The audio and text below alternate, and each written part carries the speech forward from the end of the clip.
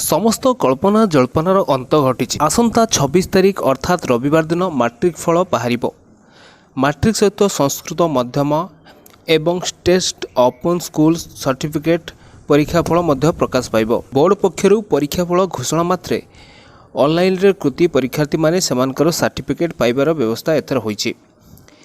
तो दर्शक बंधु एबे सूचना मिली कि आसंता मे मास 26 तारिख दिन 10म रिजल्ट आसवाक जाउछि। तो समस्त कृति छात्र छात्री माने कर धैर्यर सीमा टपी गलानी कहीं ए वर्ष बहुत विलंब होइछि मैट्रिक रिजल्ट को नहीं। तेबे सूचना मुताबक रविवार 10:30 बेले परीक्षा फल प्रकाश पाइब। दिन 11:30 matric result board site www.bscodisha.ac.in और www.bscodisha.nic.in रे उपलब्ध हेबो। जो मान पाखरे इंटरनेट सुविधा नहीं से माने SMS माध्यम रे मध्य परीक्षा फल जानि परिबे।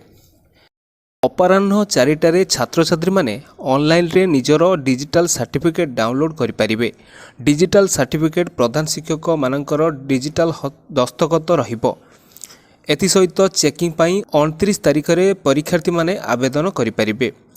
बोर्ड पक्षरु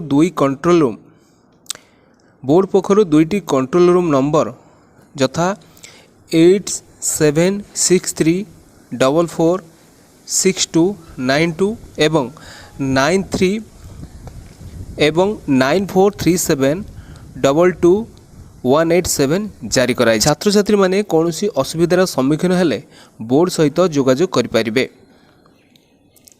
गत फेब्रुआरी 20 रु मार्च 4 तारिख मध्य मैट्रिक सहित संस्कृत मध्यम एवं XOC परीक्षा एक समय होता। राज्य में 5.5 लाख अधिक मैट्रिक परीक्षार्थी 3153 केन्द्र में परीक्षा देते।